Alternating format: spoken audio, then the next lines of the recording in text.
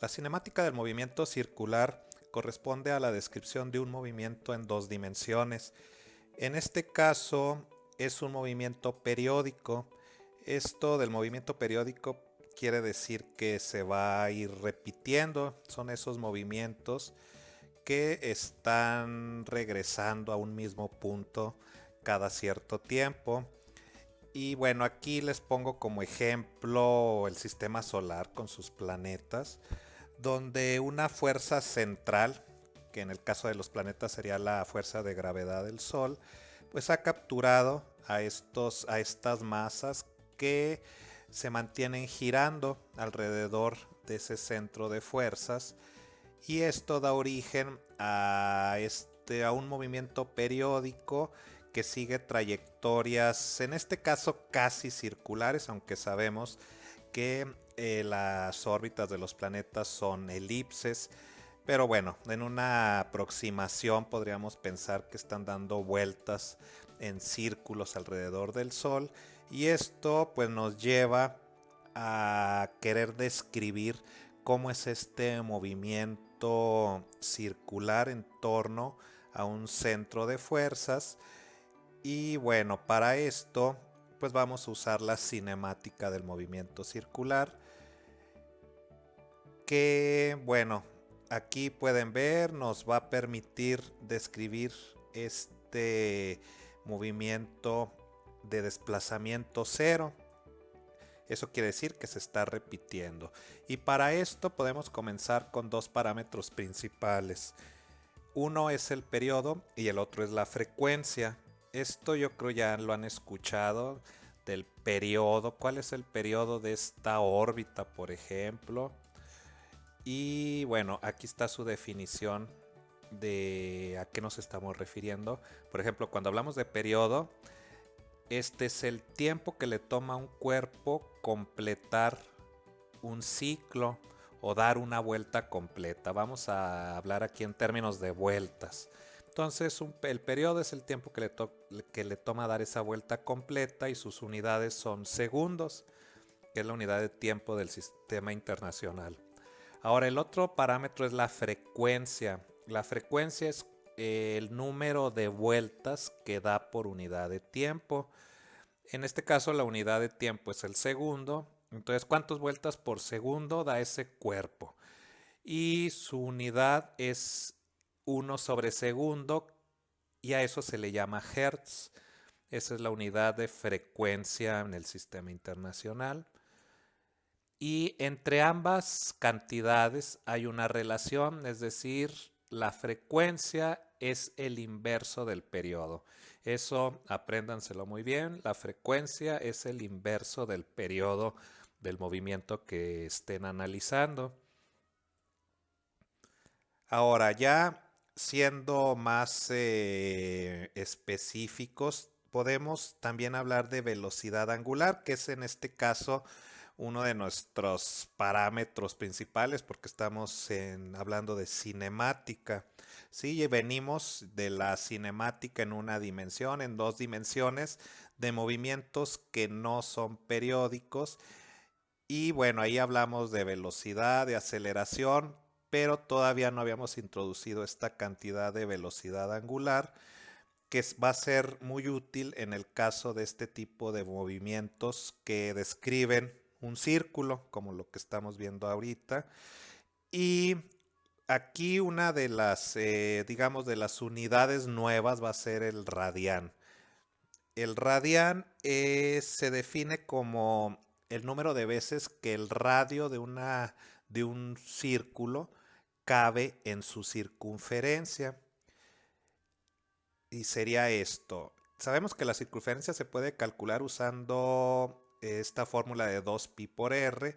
Si dividimos 2pi por r entre el radio, entonces tenemos esto igual a 2pi radianes. Así es como se define el radián. Y se usa cuando hablamos de velocidad angular. Aquí pueden ver que velocidad angular la defino en términos de sus unidades como radianes sobre segundo.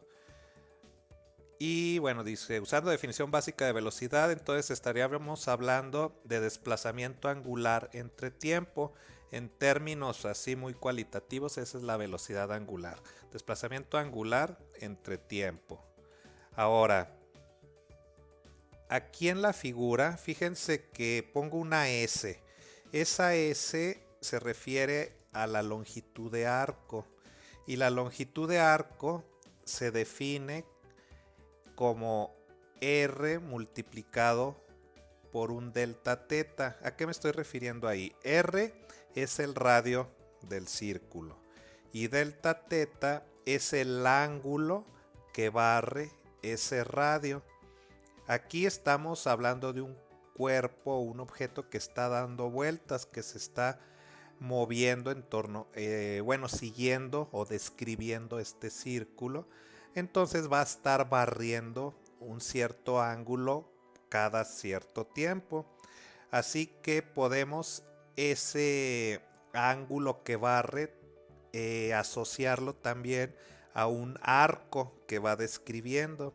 El arco completo, más bien cuando da la vuelta completa, pues es un arco igual a la longitud de la circunferencia.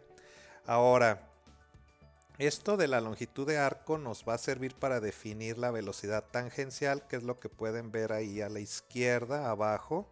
Velocidad tangencial se define como la velocidad angular multiplicada por el radio del círculo.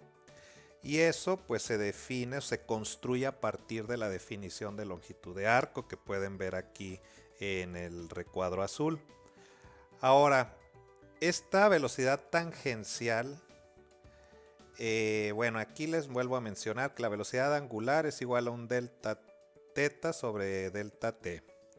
Pero volviendo a la velocidad tangencial, aquí les hablo con un poco de más detalle de esto, porque es importante que conozcan la diferencia. Una cosa es la velocidad tangencial y otra cosa es la velocidad angular. Aquí fíjense, la velocidad tangencial se va a definir como S sobre T. S es la longitud de arco recorrida por unidad de tiempo y sus unidades son metros sobre segundo. Y fíjense que se llama tangencial porque en cada punto de la trayectoria a esa velocidad tangencial se le puede asociar un vector como la flecha verde que ven ahí, que es tangencial al círculo. Es por eso que se le llama velocidad tangencial. Y acuérdense que esto es en metros sobre segundo. Se está refiriendo a qué fracción de la circunferencia se recorrió por unidad de tiempo. Esa fracción de la circunferencia es una longitud de arco. ¿Sí? Esa es la velocidad tangencial. Ahora, volviendo a la velocidad angular. En la velocidad angular también podemos hablar de velocidad angular promedio, así como cuando hablábamos de velocidad promedio en la velocidad que es a lo largo de una línea recta. En este caso, pues también podemos hablar de esta velocidad promedio, nada más que en términos de ángulo por unidad de tiempo. Igualmente, como definíamos en la velocidad lineal, aquí nos va a interesar posición inicial y posición final, nada más. No vamos a tener información relativa a lo que sucede entre esos dos puntos. Igualmente podemos hablar también de una velocidad angular instantánea. Para esto, acuérdense que hay que usar la definición de derivada. Si hay que derivar respecto al tiempo una función, por ejemplo, del ángulo respecto al tiempo, y esa función pues es específica de cada tipo de problema con el que nos podamos encontrar. Lo importante es saber que la velocidad instantánea se calcula derivando, en este caso, el ángulo respecto al tiempo. Y aquí sí vamos a poder conocer punto a punto, instante a instante, qué está sucediendo con esa velocidad angular, si aumenta, si disminuye, si se va manteniendo igual, etcétera.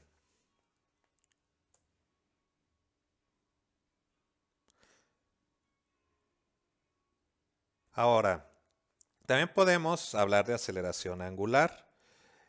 Esto pues es la variación de la velocidad angular respecto del tiempo y podemos tener una aceleración angular promedio o una aceleración angular instantánea.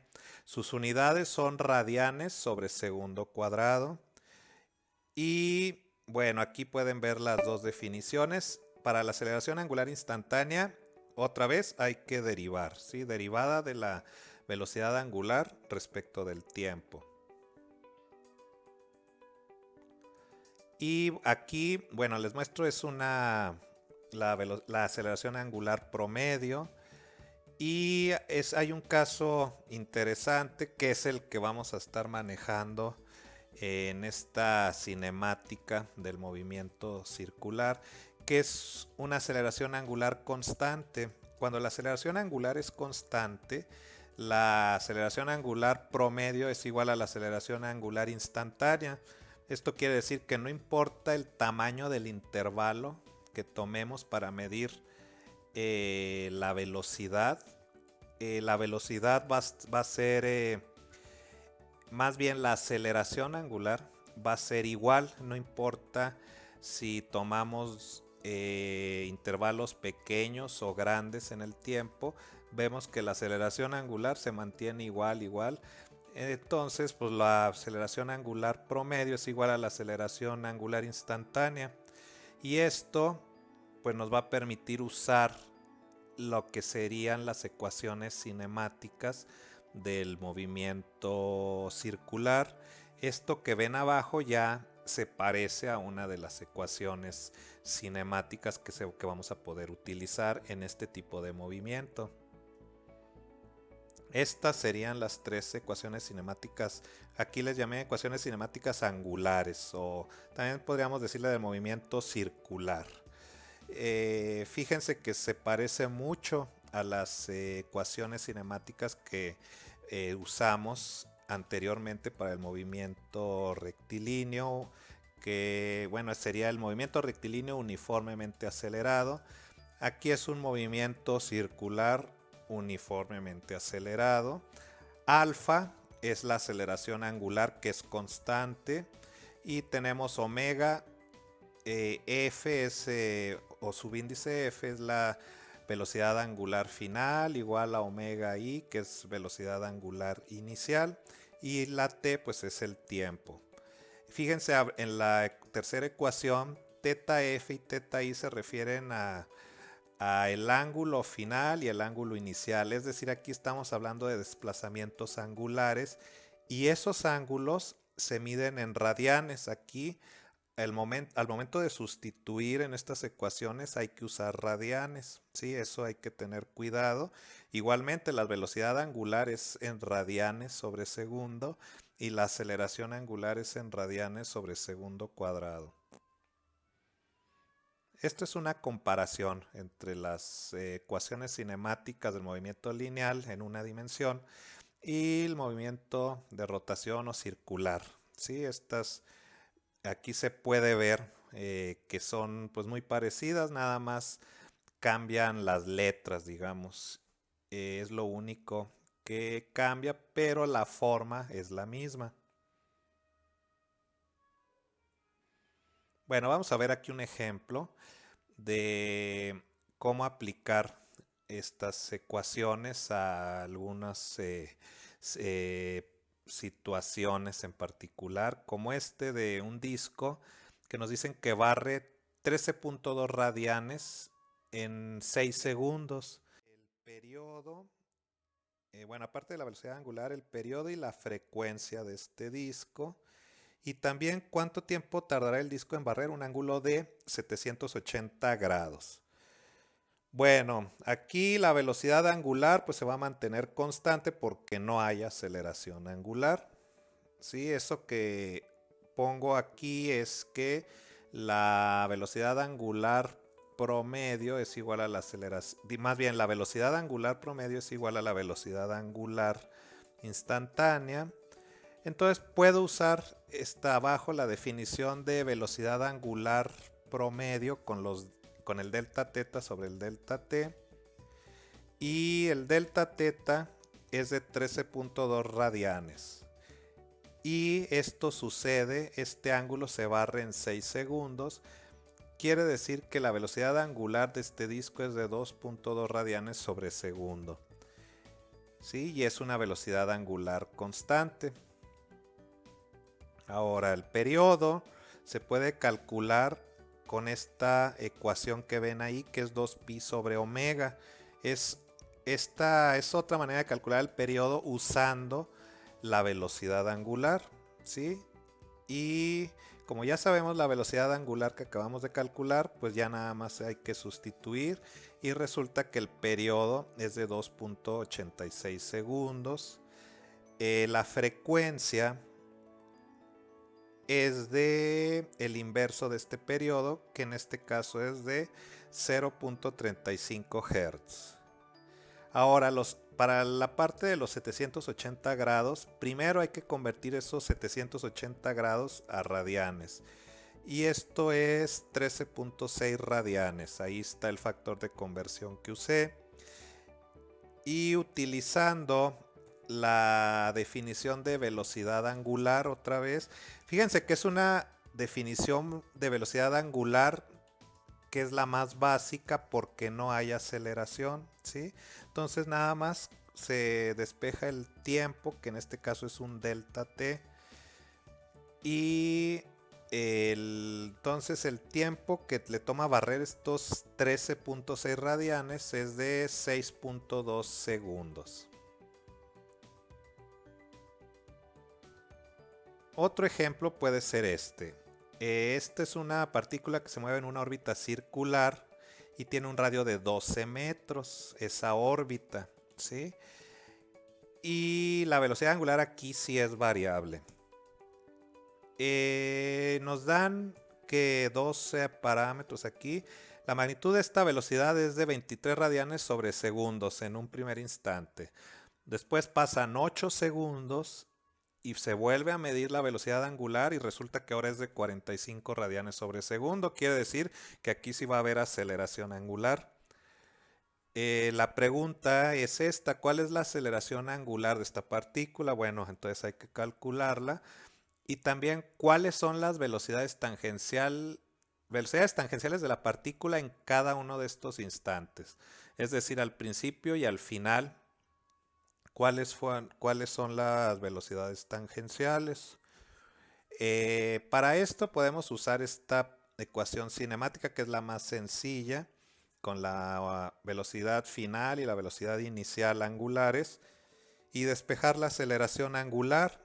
Como conocemos ambas velocidades y sabemos que esta variación en la velocidad ocurre en 8 segundos, pues nada más se sustituye y tenemos una aceleración angular de 2.8 radianes sobre segundo cuadrado. Ahora, las velocidades tangenciales pues se calculan usando esta relación entre velocidad angular y velocidad tangencial que ya les había mencionado anteriormente. El radio lo conocemos, son 12 metros de radio de esta órbita circular, y con esto tendríamos que la velocidad tangencial en el primer instante es de 276 metros sobre segundo. Acuérdense que la velocidad tangencial se mide en metros sobre segundo. Ahora, la velocidad tangencial en el segundo instante, cuando ya va más rápido la partícula, es de 540 metros sobre segundo.